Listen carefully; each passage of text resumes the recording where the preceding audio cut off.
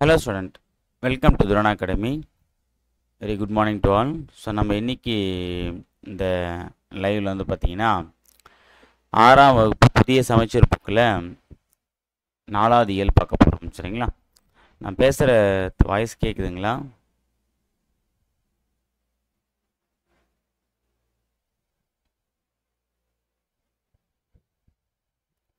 என்னுடைய வாய்ஸ் கேட்குதுங்களா?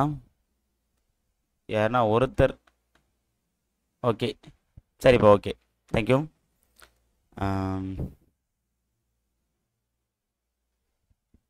Okay so இந்த 4வது இயலில் நம்ம என்ன டாபிக் பார்க்க போகிறோம் அப்படின்னா கல்வி அப்படின்ற ஒரு டாபிக் பார்க்க போகிறோம். சரிங்களா? ஸோ கல்வியை பற்றின 2 செய்யுள் பகுதி, ஒரு உரைநடை, ஒரு துணைப்பாட பகுதி கொடுத்துருக்காங்க. சரிங்களா? என்ன அப்படின்னா மூதுரை, அப்புறம் துன்பம் வெல்லும் கல்வி. ஓகேவா? இது ரெண்டுமே வந்து செய்யுள் பகுதி. கல்விக்கண் திறந்தவர், நூலகம் நோக்கி, இந்த 4மே வந்து நமக்கு முக்கியமானது தான். ஸோ 4மே நமக்கு சிலபஸில் கவர் ஆகக்கூடியது தான். ஸோ மூதுரை அப்படின்னும் போது பார்த்திங்க அப்படின்னா இங்கே ஔவையார் வருவாங்க. ஸோ ஔவையார் பற்றின செய்திகள் நமக்கு சிலபஸில் டைரெக்டாக இருக்குது. துன்பம் வெல்லும் கல்வியில் வந்து பட்டுக்கோட்டை கல்யாண சுந்தரம் பற்றின ஒரு பாடல் இருக்கும். ஸோ அதுவுமே நமக்கு சிலபஸ் இருக்குது. அதேமாதிரி கல்விக்கண் திறந்தவர் அப்படின்னும் போது இங்கே காமராசை பற்றின தகவலை கொடுத்துருக்காங்க. ஸோ அவர் நம்ம சிலபஸ் இருக்கார். அடுத்து நூலகம் நோக்கி அப்படின்னும் போது இந்த நூலகம் சார்ந்த தகவல்களை கொடுத்துருக்காங்க. சரி, அதுவுமே நமக்கு வந்து சிலபஸ் இருக்கக்கூடிய ஒரு டாபிக் தான். நூலகம் அப்படின்னு ஒரு டாபிக் இருக்குங்களா? ஸோ அதான். ஸோ இந்த 4மே நமக்கு வந்து சிலபஸில் முக்கியமான ஒரு பகுதி தான். இணை எழுத்துக்கள் அப்படின்னு சொல்லிட்டு ஒரு இலக்கண பகுதி இருக்குது. நம்ம அதையும் சேர்த்து இந்த வீடியோ பகுதியில் பார்க்க போகிறோம். ஓகேங்களா? ஓகே, ஃபஸ்ட்டு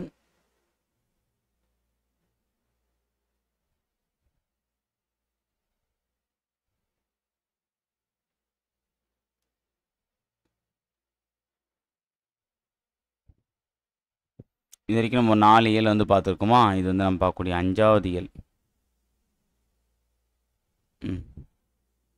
சரி, ஓகேவா? இயல் 4. சரி, இது வரைக்கும் 3 இயல் பார்த்துருக்கோம். இது 4வது இயல். ஓகேவா? தூக்க கழகத்தில் கன்ஃபியூஸ் ஆகிட்டேன். கண் என தகும் அப்படின்ற ஒரு இயல் தான். இதில் நம்ம ஃபஸ்ட்டு பார்க்கக்கூடியது என்ன அப்படின்னு பார்த்தீங்க அப்படின்னா மூதுரை. ஓகேவா? ஸோ இந்த மூதுரையில் என்ன சொல்கிறாங்க அப்படின்னு பார்த்தீங்க அப்படின்னா ஃபஸ்ட் அந்த நுழைவு முன்னில் வந்து கொடுத்துருக்காங்க பாருங்கள். மனிதன் பிறந்தது முதல் இறுதி வரை கற்றுக்கொண்டே இருக்கிறான். கல்வி மனிதனை உயர்த்துகிறது. கல்வியும் செல்வமாக கருதத்தக்கது. அது பிறருக்கு தந்தாலும் குறையாமல் வளரும். கல்வியை பிறரால் கைப்பற்றவோ அழிக்கவோ முடியாது. அழியா செல்வமாகிய கல்வியை கற்றவன் எங்கும் எப்போதும் சிறப்பு பெறுவான். எனவே நாமும் கற்போம், வளம் பெறுவோம். இதில் என்ன சொல்கிறாங்க அப்படின்னா ஸோ கல்வி என்பது நம்ம செல்வமாக கருதக்கூடிய ஒரு விஷயந்தான். ஓகே, அதுவுமே என்ன அப்படின்னா இந்த அட்சய பாத்திரம்னு சொல்லுவாங்க பார்த்தீங்களா, அல்ல குறையாது. அதே மாதிரி வந்து நம்ம எத்தனை பேருக்கு வந்து இந்த கல்வியை வந்து போதிச்சாலும் சொல்லி கொடுத்தாலும் நமக்கு குறைய போகிறது கிடையாது. மற்றவங்களுக்கு நம்ம கல்வியை அளிப்பதனால அந்த கல்வி செல்வம் நமக்கு அழிய போதுன்னு கேட்டால் அழியாது, இன்னும் கூட மேம்படும் தான். சரியா? அதே மாதிரி யாராலையும் திருட முடியாத, கவர முடியாத ஒரு செல்வம் பார்த்தீங்கன்னா கல்வி செல்வம் தான். ஓகேவா? இப்போ ஒருத்தர் திருடன் வந்து வீட்டுக்கு வந்து நான் அவனுடைய பிஏ பட்டத்தை எடுத்துகிட்டு போகிறேன் அப்படின்னா பட்டத்தை மட்டும் எடுத்துகிட்டு போகலாம், ஆனால் அவன் அறிவு எடுத்துகிட்டு போக முடியாது. சரியா? அந்த பட்டத்தை நம்ம திருப்பணும், யூனிவர்சிட்டியில் அப்ளை பண்ணி வாங்கிக்கலாம், அது பிரச்சனை இல்லை. ஓகேவா? ஓகே, ஃபஸ்ட்டு பார்த்தீங்க அப்படின்னா முதல் பாடல். இந்த முதல் பாடல் யாரை பற்றி சொல்கிறாங்க அப்படின்னா ஔவையார் எழுதின ஒரு பாடலை கொடுத்துருக்காங்க. இந்நூலின் ஆசிரியர், இப்போ நம்ம பார்க்கக்கூடிய இந்த மூதுரை நூல் ஆசிரியர் அப்படின்னா ஔவையார். இவர் ஆத்திச்சூடி, கொன்றை வேந்தன், நல்வழி போன்ற நூல்களை இயற்றியுள்ளார். ஆத்திச்சூடி, கொன்றை வேந்தன், நல்வழி, இது 3மே யார்? ஔவையார் எழுதின நூல்கள். ஸோ நம்ம ஆத்திச்சூடினா என்ன பார்த்தோம்? ஆய்க்கின்றது வரிசையாக வரக்கூடியது. சரிங்களா? வந்து பார்த்தீங்கன்னா ஒரு பார்த்தீங்க அப்படின்னா அ இ இ உ ஏ ஏ ஐ அந்தமாரி வந்து அந்த வரிசையில் அப்படியே பாடல்கள் வந்து ஈட்டுவாங்க. நம்ம அறிவியல் ஆத்திச்சூடின்னு பார்த்தோம் பார்த்தீங்கன்னா அதே மாதிரி தான். ஓகேவா? ஸோ இந்த 3 நூல்கள் என்ன அப்படின்னா ஆத்திச்சூடி, கொன்றை வேந்தன், நல்வழி. இது கேட்கலாம். ஔவையார் இயற்றிய நூல்கள் கீழ்கண்ட எது ஒன்று பொருந்தாதுன்னு கொடுத்துட்டு ஆத்திச்சூடி, கொன்றை வேந்தன், நல்வழி, தீவழி இல்லையா? புதிய ஆத்திச்சூடின்னு கொடுக்கலாம். ஆத்திச்சூடினா தான் ஔவையார். புதிய ஆத்திச்சூடி யார் வருவாங்க? பாரதியார் வந்துடுவாங்க. சரியா? அதுவே அறிவியல் ஆத்திச்சூடினா நெல்லை சு முத்து வருவாங்க. நம்ம போன இயலை தான் பார்த்துருந்தோம். சரிங்களா? ஓகே, அடுத்தது மூதுரை என்னும் சொல்லுக்கு மூத்தோர் கூறும் அறிவுரை என்பது பொருள். அது மூதுரைனா என்ன பொருள் அப்படின்னா மூத்தோர் கூறும் அறிவுரை. அதான் மூதுரை அப்படின்னா வயதானவங்க இல்லை அறிவில் சிறந்தவங்க, பண்பில் சிறந்தவங்க, பண்பில் வந்து மூத்தவங்கன்னு சொல்லுவாங்க பார்த்தீங்களா? அதாவது இங்கே மூத்தோர் அப்படின்னும்போது பார்த்தீங்க அப்படின்னா ரொம்ப வயசானவங்கன்ற கான்செப்ட் இல்லை, அறிவால மூத்தவங்க சொல்லக்கூடிய அறிவுரையை கேட்கறது தான். சிறந்த அறிவுரைகளை கூறுவதால் இந்நூல் மூதுரை என பெயர் பெற்றது. என்ன சொல்றாங்க? சிறந்த அறிவுரைகளை கூறுறதுனால என்ன சொல்றாங்க? இதை மூதுரை என அழைக்கிறாங்க. இந்நூலில் 31 பாடல்கள் கொண்டது. எத்தனை பாடல் இருக்கு? 31 பாடல்.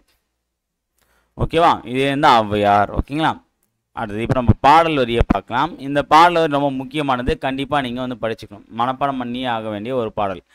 மன்னனும் மாசற கற்றோனும் சீர்தூக்கின் மன்னனின் கற்றோன் சிறப்புடையான், மன்னருக்கு தன் தேசமல்லால் சிறப்பில்லை, கற்றோர்க்கு சென்ற இடமெல்லாம் சிறப்பு. என்ன சொல்கிறாங்க அப்படின்னா, மன்னனையும் மாசற கற்றோனையும், அதாவது குறைவே இல்லாமல் குற்றமே இல்லாமல் கற்ற ஒரு கல்வி கற்றவனையும் மன்னனையும் சீர்தூக்கின் அப்படின்னா ஒரு தராசுக்கள் நம்ம நிறுத்தி பார்த்தோம் அப்படின்னா, மன்னனின் கற்றோன் சிறப்புடையான், மன்னனை விட கல்வி கற்றான் பற்றியில் அவன்தான் சிறப்புடையவன், அவன்தான் டாப்பில் வந்து நிற்பான். ஏன் அப்படின்னா, மன்னருக்கு தன் தேசமல்லால் சிறப்பில்லை. இப்போ மன்னன் வச்சிங்களேன், இப்போ வந்து ஒரு சோழ மன்னன் வந்து பார்த்தீங்கன்னா பாண்டிய மன்னன் போனான்னா அவனுக்கு தெரியாது, யாருன்னு தெரியாது.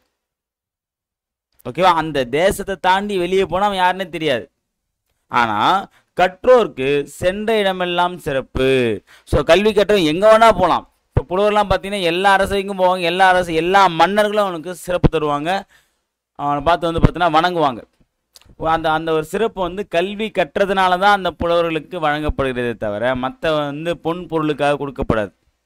அதான் சொல்கிறாங்க. அப்போ மன்னனும் குறைவில்லாத கற்ற ஒரு கல்வி கற்றவனையும் நம்ம ஒன்றா வச்சு பார்க்கும்போது ரெண்டு பேரில் யாரா பெஸ்ட்டுன்னா மன்னனை விட கல்வி கற்றவன் தான் பெருசடைவான். காரணம் என்ன அப்படின்னா, மன்னவனுக்கு அந்த நாடு, அவன் எந்த நாட்டில் ஆட்சி பண்ணணும் அது வரைக்கும் தான் அவன் பவர், அதை தாண்டி வெளியே போய்ட்டு அவனுக்கு பவர் கிடையாது. ஆனால் கல்வி கற்றவனுக்கு சென்ற இடமெல்லாம் சிறப்பு.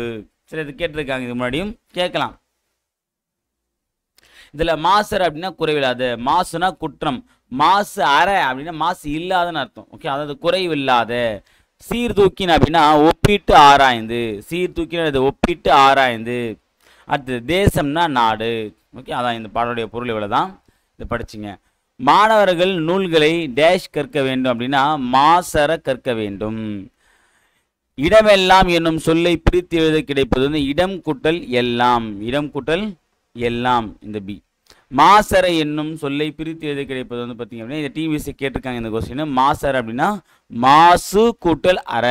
சரியானது மாசு கூட்டல் அற, ஆப்ஷன் பி.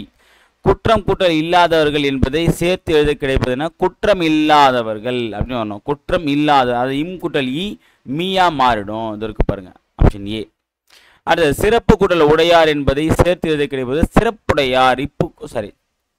சிறப்புடையார் அப்படின்னு பார்த்தீங்கன்னா ரெண்டு உகரம் வரும்போது பார்த்தீங்கன்னா ஒரு உகரம் கிட்ட ஒன்றா சேர்ந்துடும். சரியா? அப்போ சிறப்புடையார் அப்படின்னும்போது பார்த்தீங்க அப்படின்னா இதற்கு பாருங்க. ஓகேங்களா? அடுத்து ரெண்டாவது துன்பம் வெல்லும் கல்வி அப்படின்ற ஒரு கவிதை பெயர் வரக்கூடிய டாபிக் பார்க்க போகிறோம். ஸோ இதில் பாடல் வரிகள் ஈஸியாக இருக்கும். சரியா? ஈஸியாக புரிஞ்சுக்கிற மாதிரி தான் இருக்கும். இது நீங்கள் ஒரு 4 வாட்டி படித்தாலே மனம் பண்ணிக்கலாம், ரொம்ப ஈஸியாக இருக்கும். ஓகேவா? இது எழுதினது யார் அப்படின்னு பார்த்தீங்க அப்படின்னா பட்டுக்கோட்டை கல்யாண சுந்தரனார், அவர் தான் எழுதினார். ஓகே, பாடல் என்னன்னு பார்க்கலாம். ஏட்டில் படித்ததோடு இருந்து விடாதே, நீ ஏன் படித்தோம் என்பதை மறந்து விடாதே, நாட்டின் நெறி தவறி நடந்து விடாதே, நம் நல்லவர்கள் தூற்றும்படி வளர்ந்து விடாதே, மூத்தோர் சொல் வார்த்தைகளை மீறக்கூடாது, பண்பு முறைகளிலும் மொழிதனிலும் மாறக்கூடாது, மாற்றார் கைப்பொருளை நம்பி வாழக்கூடாது, தன் மானமில்லாத கோழையுடன் சேரக்கூடாது. அடுத்தது துன்பத்தை வெல்லும் கல்வி கற்றிட வேணும், நீ சோம்பலை கொள்ளும் திறன் பெற்றிட வேண்டும், வம்பு செய்யும் குணம் இருந்தால் விட்டிட வேணும், அறிவு வளர்ச்சியிலே வான்முகத்தை தொட்டிட வேணும். அடுத்தது வெற்றி மேல் வெற்றி வர, விருது வர, பெருமை வர, மேதைகள் சொன்னது போல் விளங்கிட வேணும், பெற்ற தாயின் புகழும் நீ பிறந்த மண்ணின் புகழும் வற்றாமல் உன்னோடு வாழ்ந்திட வேண்டும் அப்படின்னு சொல்லிட்டு பார்த்தீங்கன்னா இந்த பாடல் உண்மையிலே வந்து ரொம்பவே நல்லா இருக்கும். நமக்குமே வந்து ஒரு மோட்டிவேஷன் தரக்கூடிய ஒரு பாடல் தான். ஓகேவா? எப்பவுமே வந்து பார்த்தீங்கன்னா பட்டுக்கோட்டை கல்யாண சுந்தரனார் பாடல் எல்லாமே வந்து பார்த்தீங்கன்னா ஒரு உணர்ச்சி மிக்க பாடலாக இருக்கும். அப்புறம் வந்து பார்த்தீங்கன்னா ஒரு புத்துணர்ச்சி தரக்கூடிய பாடலாக தான் இருக்கும். இப்போ எக்ஸாம்பிள் பார்த்தீங்க அப்படின்னா எம்ஜிஆருடைய அந்த நிறைய தத்துவ பாடல்கள் எல்லாமே வந்து எழுதுந்து யார் அப்படின்னா பட்டுக்கோட்டை கல்யாண சுந்தரம் எழுதியிருப்பார். இந்த அச்சம் என்பது மடமையடா, அஞ்சாமை திராவிட உடமையடான்ற பாடல்கள்லாம் கூட பார்த்தீங்க அப்படின்னா பட்டுக்கோட்டை கல்யாண சுந்தரம் எழுதின பாடல்கள் தான். ஸோ அவருடைய பாடல்கள் எல்லாமே வந்து பார்த்தீங்க அப்படின்னா அந்த உணர்ச்சி பெருக்கோடவும் அதே மாதிரி வந்து பார்த்தீங்கன்னா நெகிழ வைக்கக்கூடிய பாடலாக வந்து அமைஞ்சிருக்கும். ஸோ இது கூட பாருங்கள், இது நம்ம படிக்கும் போதே வந்து நமக்கு ஒரு விஷயம், ஏதோ ஒரு விஷயம் நமக்கு சொல்ல வராங்க அப்படின்ற ஒரு விஷயத்தில் பார்த்தீங்கன்னா அதுதான் வந்து இவருடைய பாடலுடைய முக்கியமான ஒரு சாராம்சம். முக்கியமாக ஸோ மேக்சிமம் கவிதையை பொறுத்த வரைக்கும் புது கவிதை மரபு கவிதை சார்ந்த பாடல்கள் வந்து பார்த்திங்க அப்படின்னா இதில் வந்து பட்டுக்கோட்டை கல்யாண சுந்தரம் பற்றின தகவல் அதிகமாக கேட்பாங்க தவிர அவர் எதுனா பாடல்களை மேக்சிமம் கேட்க மாட்டாங்க. ஆனால் ஒரு சில தேர்வுகளில் கேட்டுடுறாங்க டக்குன்னு. இப்போ முடியரசனுடைய பாடல் வரியும் ஓகேவா. ஸோ அப்படின்னும் போது அவங்களாம் வந்து ஒரே ஆங்கிளில் வரன்றதுனால கண்டிப்பாக நீங்கள் பாடல் வரியை படிக்கிறதும் தப்பில்லை, கண்டிப்பாக படித்து வச்சுக்கணும். ஓகேவா. சரி ஓகே. சொல்லும் பொருளும் பார்க்கணும் அப்படின்னா தூற்றும்படி அப்படின்னா இகழும்படி. தூற்றும்படினது தூற்றுதல் அப்படின்னா அது போற்றுவோர் போற்றொற்றும் புழுதிவாரி தூற்றுவோர் தூற்றுற்றும் சொல்லுவாங்க பார்த்தீங்களா. அப்போ அது தூற்றும்படினா இகழும்படி. மூத்தோர் அப்படின்னா பெரியோர். மூத்தோர்னா யாரு? பெரியோர். மேதைகள்னா அறிஞர்கள். மேதைகள்னா யாரு? அறிஞர்கள். மாற்றார் அப்படின்னா மற்றவர். மற்றவர்னா மற்ற நபர், நம்பல. நெறினா வழி, நம்ம அழி பார்த்துருக்கோம். நெறினாது வழி. நெறிப்படுத்துங்கள் அப்படின்னா வழிப்படுத்துங்கள். வற்றாமல் அப்படின்னா அழியாமல். ஓகே. இப்போ நம்ம இந்த பாடல்கள் பொருள் என்ன சொல்கிறோம் அப்படின்னா நாம் நூல்களை கற்றதோடு இருந்துவிடக்கூடாது, கற்றதன் பயனை மறக்கக்கூடாது, நம் நாட்டின் நெறி தவறி நடக்கக்கூடாது, நல்லவர்கள் குறை சொல்லும்படி வளரக்கூடாது. புக்கில் வந்து நம்ம நிறைய விஷயங்கள் படிச்சிருப்போம், அதை படிச்சுட்டு மட்டும் விட்டுறாமல் என்ன பண்ணணும், அதை நம்ம செயல்படுத்தணும். ஓகேவா. ஸோ அந்த ஏன் நம்ம கல்வி கட்டோன்றதை அறிஞ்சிக்கிட்டு அதுக்கேற்ற மாதிரி செயல்படணும். நம்ம ஏதோ ஒரு டைம் பாஸுக்கு படித்தோம் வந்தோமா படித்தோமா பெஞ்சு தேய்ச்சோமான்னு இருக்காமல் ஏன் நம்ம வந்து பார்த்தீங்கன்னா பெஞ்சு தேய்ச்சோம் சாரி ஏன் நம்ம வந்து பார்த்தீங்கன்னா படித்தோம் அப்படின்றத நம்ம உணர்ந்து அதுக்கேற்ற மாதிரி வந்து பார்த்தீங்கன்னா செயல்படணும். இல்லை அப்படின்னா அந்த படித்த படிப்புக்கே பயனில்லாமல் போயிடும்னு சொல்கிறாங்க. ஓகேவா. அடுத்தது அதே மாதிரி நம்ம நாட்டுக்குன்னு ஒரு நெறி இருக்கும், இதை நம்ம பண்ணணும் அப்படின்னு சொல்லிட்டு. ஒவ்வொரு நாட்டுக்கும் ஒரு வகையான நெறி இருக்கும், ஒரு வகையான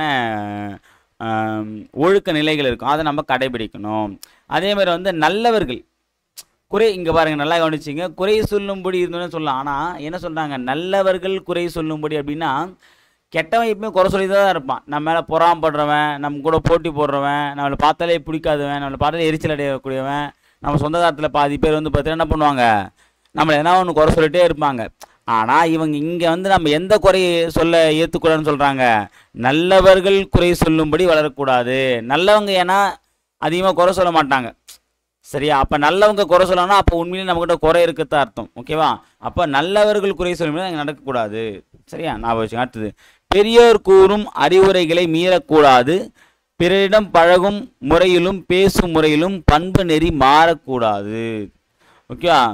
நமக்கு மூத்தவங்க சொல்லக்கூடிய அறிவுரை நம்ம கண்டிப்பாக கேட்டு நடக்கணும். ஏன்னா அவங்க அனுபவத்தை சொல்லுவாங்க, அவங்க சொல்கிற அனுபவங்கள் வந்து பார்த்திங்க அப்படின்னா நமக்கு வந்து ஒரு பாடம் தான். நம்ம வந்து பார்த்தீங்கன்னா இந்த வழியாக போகாதா, ஒரு பள்ளம் இருக்குது, பள்ளத்தில் வீழ்ந்து போனோம் அடிபடுன்னு சொல்கிறான்னு வச்சிங்களேன், அப்போ நம்ம என்ன பண்ணுவோம், வேறு வழியாக போகும். ஸோ அதுதான் வந்து அனுபவம். ஓகேவா. அந்த அனுபவத்தை தான் பெரியவர்கள் வந்து சொல்கிறாங்க அப்படின்னு சொல்கிறாங்க. ஓகேவா. அடுத்தது பிறரிடம் பழகும்போது பழகக்கூடிய முறையில் வந்து பார்த்திங்கன்னா பண்பு நெறி மாறக்கூடாது, சரியா. என்னது பண்போடு நம்ம வந்து பேசணும், எப்போவுமே ஒரே மாதிரி தான் பேசணும். பிறர் உழைப்பில் வாழக்கூடாது, தன் மானம் இல்லாத கோழையுடன் சேரக்கூடாது. பிறருடைய உழைப்பில் வந்து வாழக்கூடாது, சரியா. இப்போ பிறர் அப்படின்னும் போது பார்த்தீங்க அப்படின்னா இப்போ நம்ம ஒரு காலகட்டம் வரைக்கும் அப்பா அம்மா கூட இருக்கலாம், அது பிரச்சனை இல்லை, அதெல்லாம் வந்து பிறருடைய உழைப்பை நம்ம சொல்ல முடியாது. நம்மளுடைய அப்பா அம்மா அப்படின்னும் போது அது பிரச்சனை இல்லை. நம்முடைய அப்பா அம்மா அண்ணன் தம்பி தங்கச்சி அதெல்லாம் பிரச்சனை இல்லை. அதை தாண்டி நம்ம வேற ஒருத்தவங்களுடைய உதவியில் வந்து வாழ்ந்தோம் அப்படின்னா அது வந்து உண்மையிலே கஷ்டம்தான். ஓகே. இது அப்பா அம்மாவில் கூட பார்த்தீங்கன்னா ஒரு குறிப்பிட்ட வயசு வரைக்கும் தான் அப்பா அம்மா கூட நம்ம அவங்களுடைய உழைப்பை நம்ம வாழ முடியும். அதுக்கப்புறம் நம்ம தனியாக உழைக்க ஆரம்பித்தாதான் நிலை மாறுன்றது தான் உண்மை, சரியாட்டுது. துன்பத்தை நீக்கும் கல்வியினை கற்க வேண்டும், சோம்பலை போக்கிட வேண்டும். சரி, என்ன பண்ணுறாங்க, கல்வி படிச்சு அப்படின்னா நம்மளுடைய துன்பமானது நீங்கிடும். நமக்கு வந்து வேலை வாய்ப்புக்கோ இல்லை வந்து பார்த்தீங்கன்னா வருங்காலத்துக்கோ ஒரு வழி நமக்கு கிடைச்சிரும். இல்லை அதை பற்றி யோசிக்கிறதுக்கு திங்க் பண்ணுறதுக்கு நமக்கு வந்து கல்வி என்பது ஒரு மிகப்பெரிய ஆயுதம்.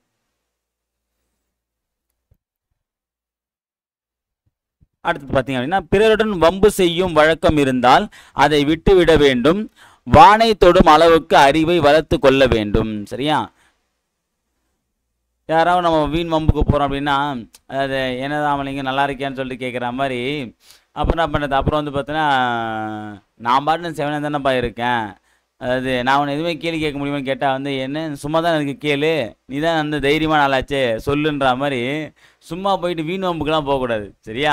அந்த மாதிரி போகிற மாதிரி தான் அதை விட்டுணுன்றாங்க. ஓகேவா? இது நமக்கும் டிஎன்பிசி படிக்கிற ஸ்டூடெண்ட்டுக்கு தான். ஏன்னா இந்த டைம் போயிட்டு நீ ஏன்னா வீண் வம்புக்கு பேசி ஓகேவா, அது வந்து பார்த்தீங்கன்னா எக்ஸாம் டைம்லையோ இல்லை எக்ஸாமுக்கு முன்னாலும் உனக்கு எதனா ஒரு ப்ராப்ளத்தை க்ரியேட் பண்ணிச்சு அப்படின்னா, ஏன்னா நமக்கு வந்து பார்த்தீங்கன்னா நல்ல நேரம் எப்பாவது ஒரு சமயம் தான் இருக்கும், கெட்ட நேரம் நம்ம கூடவே இருக்கும். சரியா? ஸோ அது காரணம் என்னென்னா அந்த கெட்ட நேரத்தை நம்ம தான் சேர்த்து வாங்கி வீண் வம்பு தான் அந்த வாயை கொடுத்து தான் வாங்கியிருப்போம் அந்த கெட்ட நேரத்தை. சரியா? நமக்கு ஒரு நல்ல நேரம் வருதுனாலும் சரி கெட்ட நேரம் வருதுனாலும் சரி அதுக்கு முழு காரணம் யார்? நம்ம தான். நம்ம தான் நமக்கு நான் நல்ல நேரத்தையும் கெட்ட நேரத்தையும் உருவாக்கிறோம். ஆனால் என்ன பண்ணது, எப்போ எனக்கு மட்டும் கெட்ட நேரம் இருக்குமானா அவங்க வாய் வேறு ஒன்றும் இல்லை, வேறு ஒன்றுமே இல்லை. உன் வாயும் உன்னுடைய செயலும் தான் காரணம். ஒன்று வாயால் அந்த கெட்ட நேரத்தை வாங்கியிருப்பேன், இல்லை உன்னுடைய செயலால் அந்த கெட்ட நேரத்தை வாங்கியிருப்பேன். மற்றபடி அந்த கெட்ட நேரம் உன்னை தேடி வரவே வராது, வாய்ப்பே இல்லை. நீ என்ன பண்ணுற அதான் உனக்கு வரும். சரியா? ஓகே. அடுத்து பார்த்தீங்க அப்படின்னா வானை தொடும் அளவுக்கு அறிவை வளர்த்து கொள்ள வேண்டும். சரியா? அடுத்தது மேலான அறிஞர்கள் கூறிய அறிவுரைகளின்படி வாழ வேண்டும். அதன் மூலம் வெற்றிகளை விருதுகளையும் பெருமைகளையும் பெற வேண்டும். பெற்ற தாயின் புகழும் தம் தாய்நாட்டின் புகழும் அழியாத வகையில் வாழ வேண்டும். சரியா? பெற்ற தாயுடைய புகழும் தாய்நாட்டுடைய புகழும் வந்து அழியாத அளவுக்கு வாழணும். சரியா? அடுத்தது பட்டுக்கோட்டையார் பற்றின விஷயம் பற்றிலாம்.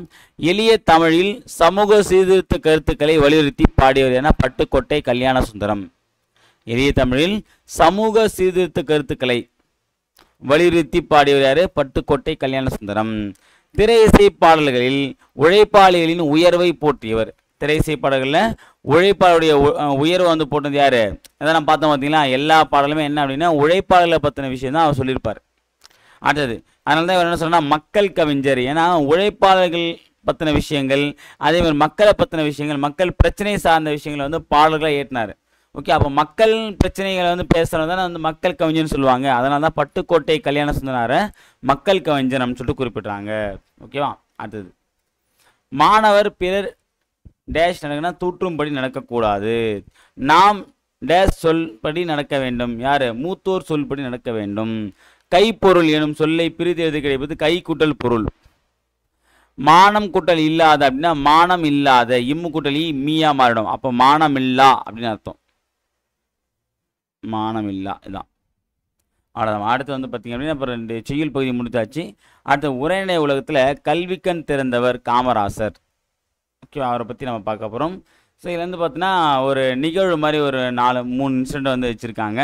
என்ன அப்படின்னா காமராசர் வந்து காரில் ஒரு ஊருக்கு போகிறாரு. அங்கே நிறைய பேர் பசங்க எல்லாமே ஆடு மாடு மேய்ச்சிட்ருக்காங்க.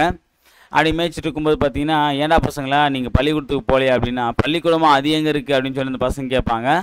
அப்போ நான் பள்ளிக்கூடம் தான் போவியா அப்படின்னு கேட்கும்போது போவனே அப்படின்னு சொல்லிட்டு சொல்லுவாங்க. அதுதான் முதல் காட்சி. ஓகே, வேற ஒன்றும் இல்லை. ஸோ அதுக்கப்புறம் என்ன பண்ணுறாருன்னா ஊர்தோறும் பள்ளிக்கூடங்களை திறக்க வேண்டும் என அப்போ தான் வந்து காமராசர் வந்து முடிவுக்கு வராரு. அந்த 2வது ஒரு இன்சிடென்ட் என்ன சொல்கிறாங்க அப்படின்னு பார்த்தீங்க அப்படின்னா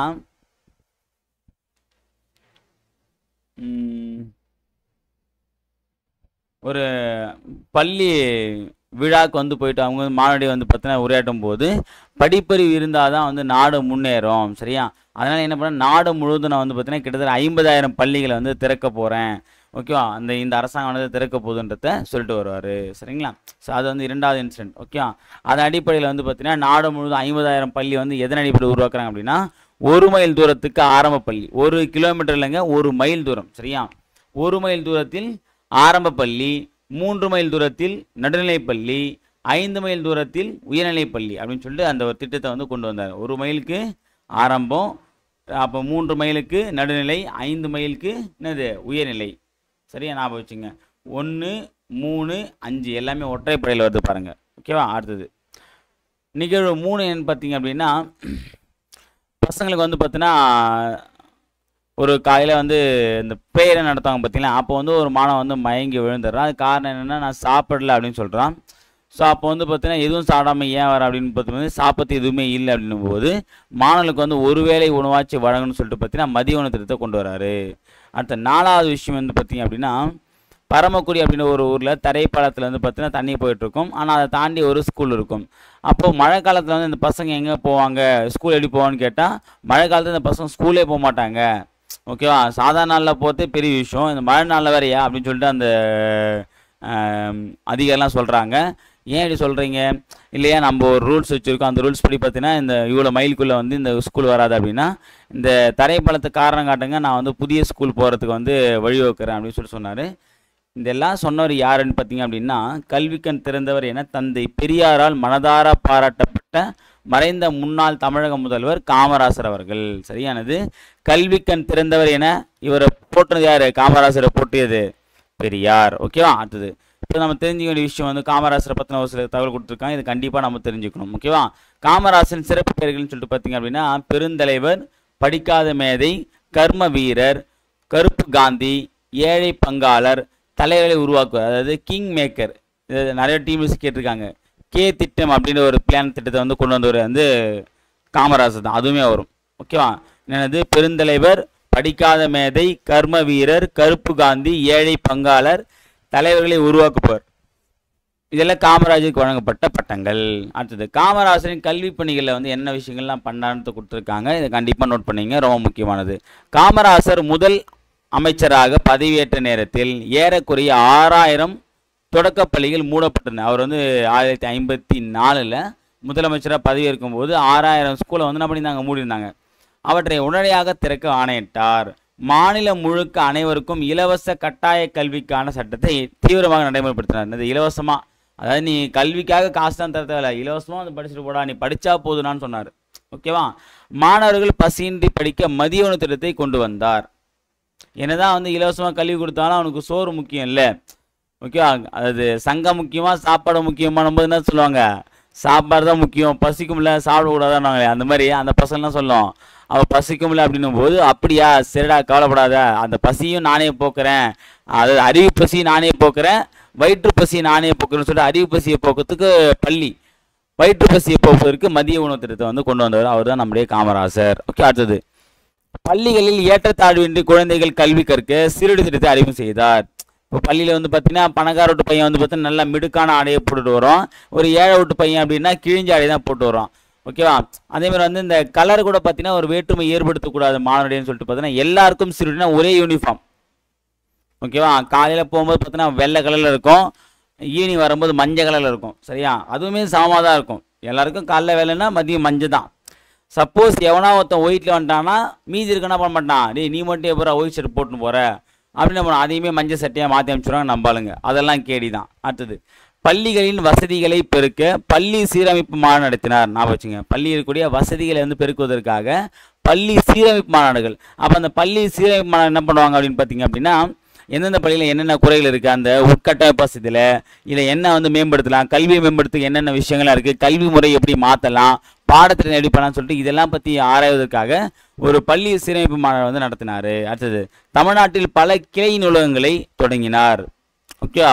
படிப்பையும் தாண்டி ஒரு சில விஷயங்கள், பாடத்திட்டத்தையும் தாண்டி ஒரு சில விஷயங்கள்லாம் வெளியே தெரிஞ்சதுக்காக அதை எப்படி தெரிஞ்சுக்கணும், அந்த காலத்தில் நூல்கள் தான், இப்போ இருக்க மாதிரி வாட்ஸ்அப் ஃபேஸ்புக்லாம் இல்லை. ஓகே. அப்போ என்ன பண்ணால் நூலகத்துக்கு போய் தான் நம்ம வெளி உலகத்தை தெரிஞ்சுக்கணும் அப்படின்னும் போது பல கிளை நூலகங்களை ஏற்படுத்தினார். மாணவர்கள் உயர்கல்வி பெற பொறியியல் கல்லூரிகள், மருத்துவக் கல்லூரிகள், கால்நடை மருத்துவக் கல்லூரிகள், ஆசிரியர் பயிற்சி நிறுவனங்கள் ஆகியவற்றை புதிதாக தொடங்கினார். கால்நடை மருத்துவம், அப்புறம் வந்து பார்த்தீங்கன்னா பொறியியல் கல்லூரி, மருத்துவக் கல்லூரி, ஆசிரியர் பயிற்சி நிறுவனங்கள். ஓகே. அந்த டீச்சர் ட்ரைனிங் சொல்லுவாங்க பற்றி அது எல்லாத்தையும் நிறுவனார். இவ்வாறு கல்வி புரட்சிக்கு வித்துட்டு தான் யார்? காமராசர். ஓகேவா? அடுத்தது இப்போ இந்த காமராசருடைய கல்வி பணியை பார்த்தோம். இப்போது காமராசருக்கு நம்ம தமிழக அரசு பண்ண சிறப்புகள் என்றதை நம்ம பார்க்கலாம். ஃபஸ்ட்டு மதுரை பல்கலைக்கழகத்திற்கு மதுரை காமராசர் பல்கலைக்கழகம் என பெயர் சூட்டப்பட்டுள்ளது.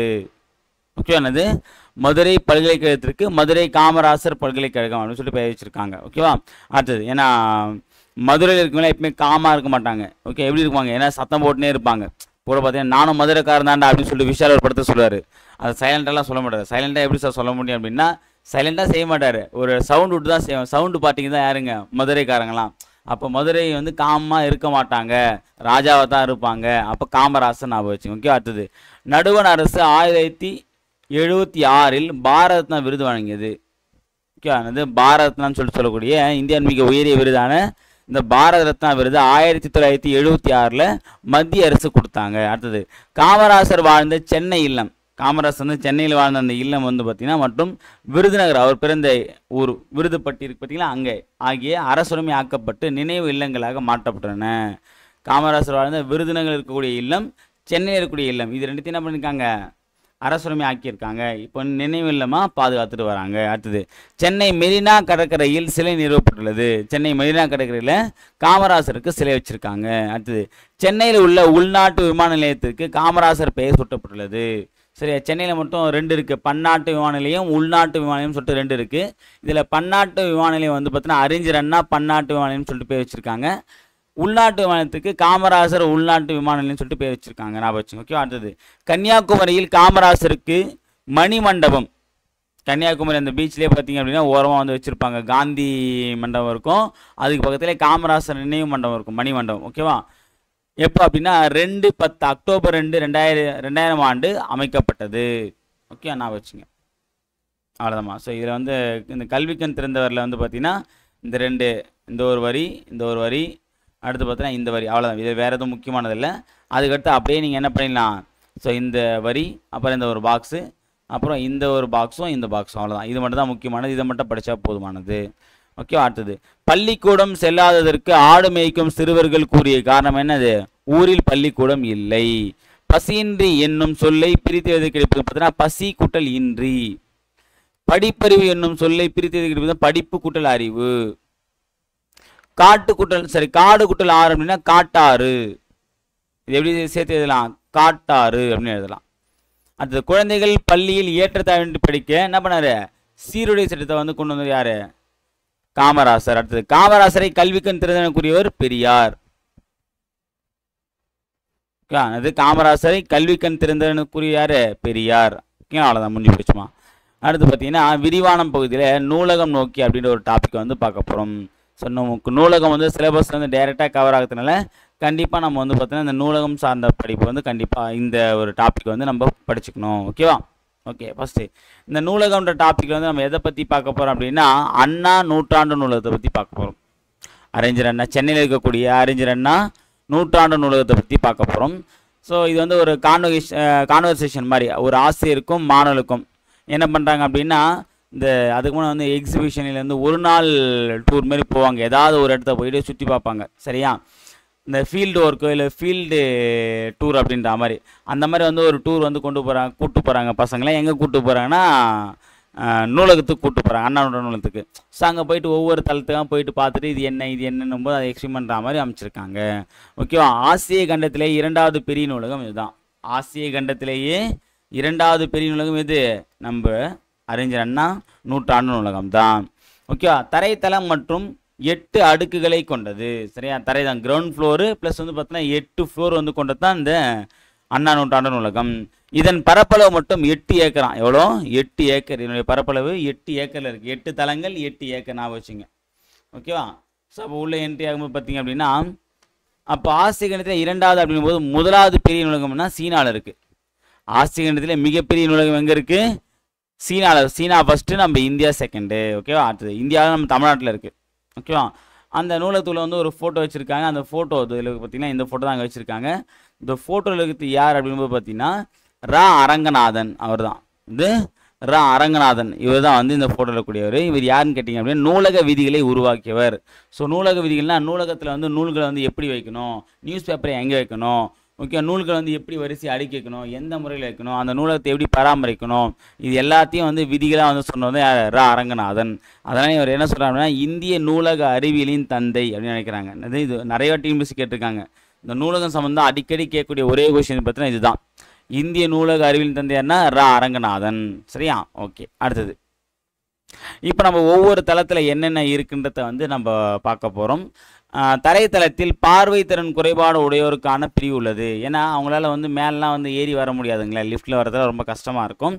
ஸோ அப்போ என்ன பண்ணுறாங்கன்னா அவங்களுக்கு வந்து இந்த பார்வைத்திறன் குறைபாடு உடையவர்களுக்கு வந்து இந்த பிரிவு, இந்த செக்ஷன் வந்து ஒதுக்கியிருக்காங்க.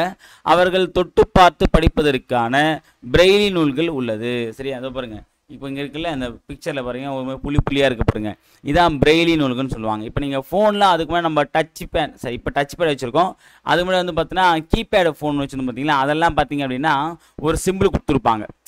அதே மாதிரி நம்ம வந்து ஏடிஎம்க்கு போகிறோம் அப்படின்னா ஏடிஎம் மிஷினில் பார்த்தீங்க அப்படின்னா இந்த புள்ளி புள்ளியாக வச்சுருப்போம் பார்த்தீங்களா. ஸோ இது எல்லாமே என்ன அப்படின்னா அந்த பார்வை திறன் குறைபாடு இருக்கவங்களுக்கு இந்த பிரெய்லி மூலமாக சொல்லக்கூடிய ஒரு க்ளூ தான் பார்த்தீங்கன்னா இது. காணா அதில் வந்து பார்த்தீங்கன்னா ஒரு மாதிரி புள்ளி வச்சுருப்பாங்க. ஸோ அதை வச்சு அவங்க படிச்சுப்பாங்க. ஓகே, ஏன்னா அவங்களுக்கு பார்வை தெரியாததுனால இந்த உணரும் சக்தி மூலமாக ஒவ்வொரு எழுத்து மேலே கையை வச்சு அதை தெரிஞ்சுப்பாங்க. இதுக்கு பேர் தான் பிரெய்லி முறை. இதை கண்டுபிடிச்ச பிரெய்லினதுனால அந்த பிரெய்லினே பேர் வச்சுட்டாங்க. சரியா? அடுத்தது அதே மாதிரி வந்து அவங்க பார்க்க முடியாததுனால கேட்டு தெரிஞ்சுக்கிறதுக்கு ஒளி மூலமான ஒளித்தகடுகளை கூட பார்த்தா வச்சுருக்காங்க. குறுந்தகடு சொல்ல பார்த்தீங்கன்னா ஆடியோ சிடி கூட வச்சுருக்காங்க. ஓகேவா? அடுத்தது அதே மாதிரி வந்து பிரெய்லி எழுத்துக்களை உருவாக்குவதற்குண்டான கருவியுமே அவங்களே வச்சுருக்காங்க. இங்கே அந்த முதல் மாடியிலே தரைத்தளத்தில் இருக்குது. அடுத்தது இது எஸ்கலேட்டர்னு சொல்லி பார்த்தீங்கன்னா நகரம் படிக்கிட்டு அது மூலமாக வந்து பார்த்தீங்கன்னா ஃபஸ்ட் ஃப்ளோர் போகிறாங்க. அங்கே பார்த்தீங்க அப்படின்னா ஓகே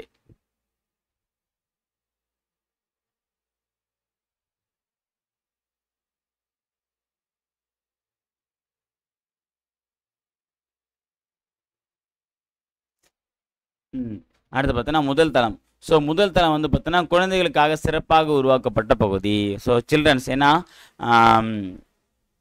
வருங்கால தூண்கள், இந்தியாவின் தூண்கள் அப்படின்னும்போது சிறுவர்கள் தான். ஸோ அப்போ சிறிய வயசுல அவங்க நூலகத்துக்கு வந்தால் தான் சிறப்பாக இருக்கும். ஸோ அப்போ ஆரம்பத்தில் நூலகத்துக்கு வரமாட்டாங்க அப்படின்னும் போது அந்த சிறுவர்கள் சார்ந்த ஒரு சில விஷயங்கள் வச்சுருந்தா தான் அதுக்காக வருவாங்கிறதுனால என்ன பண்ணுறாங்க, ஃபஸ்ட்டு ஃப்ளோரில் வந்து சிறுவர் சார்ந்த நிறைய விஷயங்கள் இந்த விளையாட்டு பாருங்கள் இந்த மாதிரி தான் அங்கே இருக்கும். சரிங்களா? ஸோ இருந்தாலும் வந்து பார்த்திங்க அப்படின்னா ஒரு சில விஷயங்கள் அந்த குழந்தை சார்ந்த பாடங்கள், அந்த நீதி கதைகள், ஓகே, இது எல்லாமே வந்து வச்சுருப்பாங்க. அதேமாதிரி வந்து பார்த்திங்க அப்படின்னா கிட்டத்தட்ட 50,000க்கும் மேற்பட்ட நூல்களை வந்து வச்சுருக்காங்க இங்கே. ஓகேவா? அடுத்தது வேறு எதுவும் இல்லை முக்கியமானது இல்லை அப்படின்னும் போது ஒவ்வொரு தளத்தில் வந்து என்னென்ன இருக்குன்றதை கொடுத்துருப்பாங்க. அது கீழே வந்து பார்த்திங்க அப்படின்னா இது மட்டும் 7ஆம் தளம் வந்து பார்த்திங்கன்னா பழமையான ஓலைச்சுவடைகள் வந்து பார்த்திங்கன்னா வச்சுருப்பாங்க. பழமையான ஓலைச்சுவடைகள் வச்சுருக்காங்க, 7ஆம் தளத்தில் வச்சுருக்காங்க. இதே தளத்தில் வரலாறு புவியியல் சுற்றுலா நூல்களும் உள்ளன. வரலாறு புவியியல் சுற்றுலா பழமையான ஓலைச்சுவடிகளும் இருக்குது. அதே மாதிரி வரலாறு புவியியல் சுற்றுலா சார்ந்த நூல்களும் இந்த 7ஆவது தளத்தில் தான் இருக்குது. ஓகேங்களா? அதே மாதிரி வந்து பார்த்தீங்கன்னா இங்கே அனைத்து வகை போட்டித் தேர்வுகளுக்கும் தேவையான நூல்கள் உள்ளன. இப்போ டிஎன்பிஎஸ்சி, யூபிஎஸ்சி, ஓகேவா, அப்புறம் ஸ்டாஃப் செலெக்ஷன் எல்லாத்துக்குண்டான நோட்ஸுமே இங்கே காணப்படும். போட்டித் தேர்வுக்கான நோட்ஸ் எல்லாமே இங்கே இருக்கும். அதே மாதிரி வந்து பார்த்தீங்கன்னா அனைத்து துறை சார்ந்த தரமான மின் நூல்களும் மின் இதழ்களும் உள்ளன. ஓகே, மின் நூலகமும் இங்கே ஒன்று இருக்குது. சரி, அந்த மின் நூலகம் அப்படின்னா லைப்ரரின்னு சொல்லுவாங்க. அதை நம்ம ஆன்லைனே வந்து படிக்கிற மாதிரி. ஓகேவா? அதுதான். அடுத்து இப்போ இந்த 8 தளங்கள் என்னதை கொடுத்துருக்காங்க, இதை மட்டும் பார்த்துங்க. ஃபஸ்ட்டு தரைத்தளம் கிரவுண்ட் ஃப்ளோர் என்ன இருக்கும், சொந்த நூல் படிப்பகம், பிரெய்லி நூல்கள். ஏன்னா பார்வைத்துறை திறன் இல்லாதவங்க வந்து பார்த்தீங்கன்னா படிக்கிட்டே நம்ம கிரவுண்ட் ஃப்ளோரில் வச்சுட்டாங்க. முதல் தளத்தில் என்னது, குழந்தைகளுக்கான தளம். எப்பவுமே நமக்கு கூட பார்த்தீங்க அப்படின்னா முதல் ஸ்டேஜ் என்னது, குழந்தை தான். ஏன்னா குழந்தையாக தான் ஃபஸ்ட்டு பிறப்போம். எடுத்தோடனே வந்து பார்த்தீங்கன்னா குழந்தை பருவம் தான். அதுக்கப்புறம் தான் குமரப்பருவம், இளமை பருவம்லாம் வரும். அப்போ முதல் தளம் நம்ம வாழ்க்கையில முதல் தளம் என்ன தான், குழந்தை தான். அப்போ குழந்தை முதல் தளம் ஞாபகம் வச்சுங்க. ஓகேவா? அடுத்து பருவ இதழ். ஓகே, அதான் குழந்தை பருவம்னு சொல்கிற மாதிரி தான் அதுதான் பருவ இதழ். அப்படின்னா வார இதழாக இருக்கலாம், மாத இதழாக இருக்கலாம், வருடம். அப்போ பருவத்துக்கு வரக்கூடிய இதழ்னு அர்த்தம். அடுத்தது 2ஆம் தளம் பார்த்தீங்கன்னா தமிழ் நூல்கள். 2ஆம் தளத்தில் வச்சுருக்காங்க தமிழ் நூல்கள் வச்சுருக்காங்க. ஓகேவா? அடுத்தது 3ஆம் தளம் பொறுத்த வரைக்கும் என்னென்னா கணினி அறிவியல், தத்துவம், அரசியல் நூல்கள். ஓகேவா? கம்ப்யூட்டர் சயின்ஸ் சம்மந்தமான நூல்கள், தத்துவம் சார்ந்த நூல்கள், அரசியல் சார்ந்த நூல்கள். இதெல்லாம் எங்கே இருக்குது, 3ஆம் தளத்தில் இருக்குது. அடுத்த 4ஆம் தளத்தில் பொருளியல், சட்டம், வணிகவியல், கல்வி சார்ந்த விஷயங்கள். பொருளியல், சட்டம், வணிகவியல், கல்வி சார்ந்த விஷயங்கள். அடுத்து 5ஆம் தளத்தில் வந்து பார்த்தீங்கன்னா கணிதம், அறிவியல், மருத்துவம் சார்ந்த விஷயங்கள். 6ஆம் தளத்தில் பொறியியல், வேளாண்மை, திரைப்படக்கலை சார்ந்த விஷயங்கள். 7ஆம் தளத்தில் வரலாறு, சுற்றுலா, புவியியல். அங்கே மிஸ் ஆகிட்ருக்கோம், புவியியல் சார்ந்த விஷயங்கள். 8ஆம் தளத்தில் நூலகத்தின் நிர்வாகம், அது அட்மினிஸ்ட்ரேஷன் ஆஃபீஸ், அட்மின் ஆஃபீஸ் சொல்லுவாங்க பார்த்தீங்கன்னா அது 8ஆம் தளத்தில் இருக்குது. ஓகேவா? ஞாபகம் வச்சுங்க. இந்த 8 தளம் முக்கியமானது, பொறுத்துக்களை கேட்கலாம்.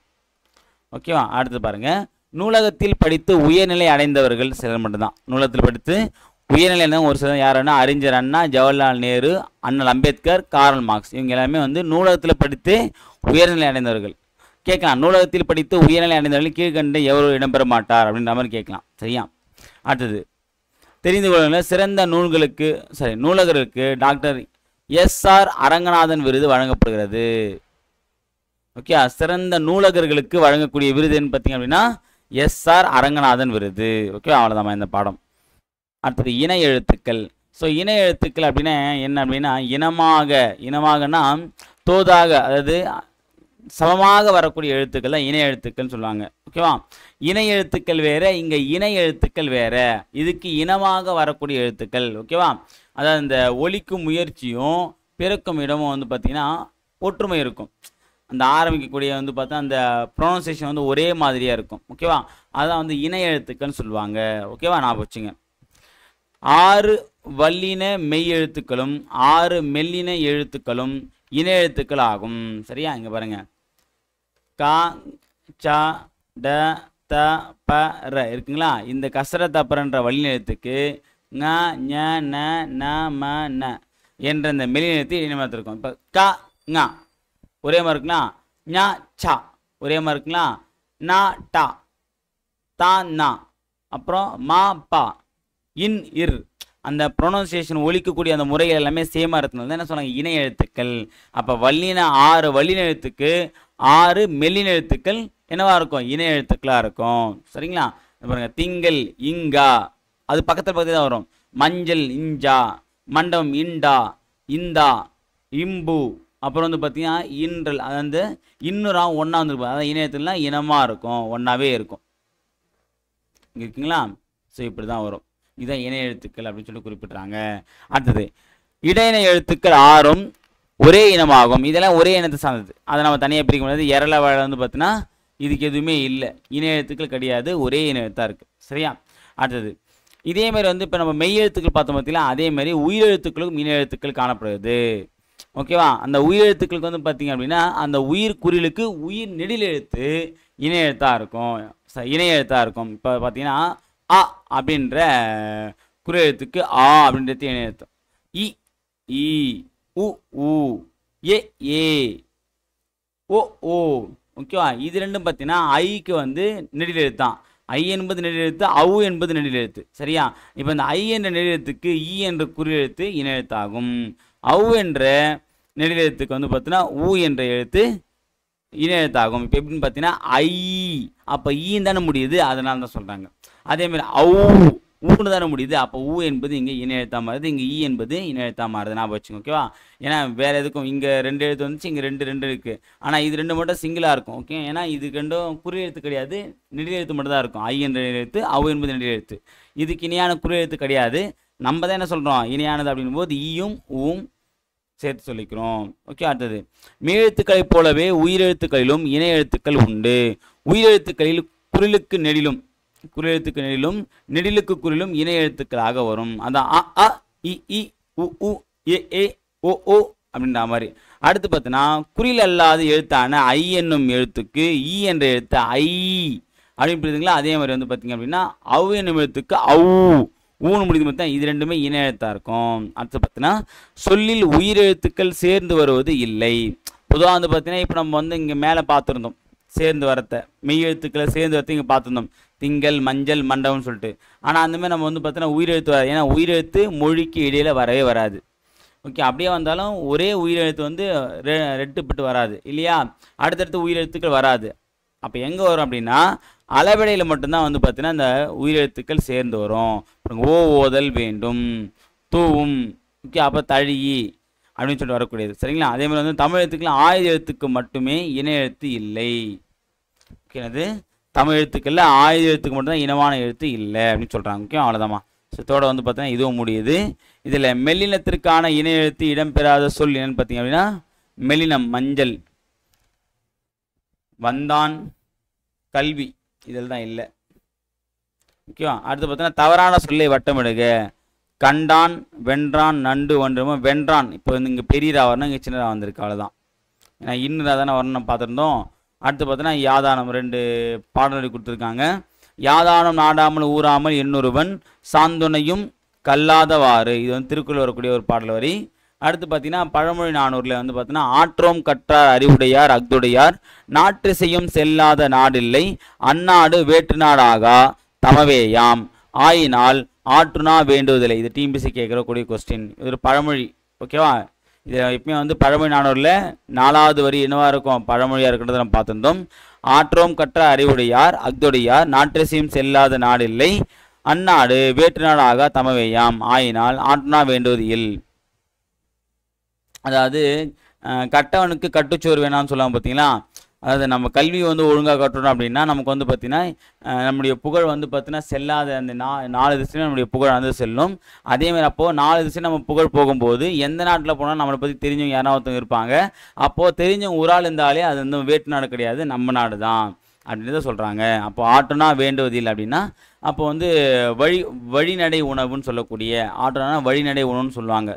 6 கூட்டல் உணான்னு சொல்லிட்டு பிரிப்பாங்க. அப்போ வழிநடை உணவு வந்து கற்றவருக்கு தேவையில்லை. ஏன்னா கண்டிப்பாக அந்த ஊரில் தெரிஞ்ச ஒரு ஆள் இருப்பாங்க, அவங்க சாப்பாடு போட போகிறாங்க அப்படின்னு சொல்லிட்டு அர்த்தம். ஓகேவா? அது அந்த காலத்தில் எழுதி வச்ச பாடு, இந்த காலத்துக்கு எப்படி எழுதிப்பாங்க தெரியாது. அடுத்தது வேற எல்லாம் முக்கியமானதில்லை. ஸோ மொழித்தின் பயிற்சி ஒரு கிளான்ஸ் மட்டும் பார்த்துங்க. அடுத்து கடைசியாக கலைச்சொல். கல்வினா என்ன அப்படின்னா எஜுகேஷன். தொடக்கப்பள்ளினா பிரைமரி ஸ்கூல் நம்ம சொல்லுவோம், பிரைமரினா முதன்மை. மேல்நிலைப்பள்ளி அப்படின்னா ஹையர் செகண்டரி ஸ்கூல். நூலகம் அப்படின்னா லைப்ரரி, இது தெரியும். மின் படிக்கட்டுனா எஸ்கலேட்டர்.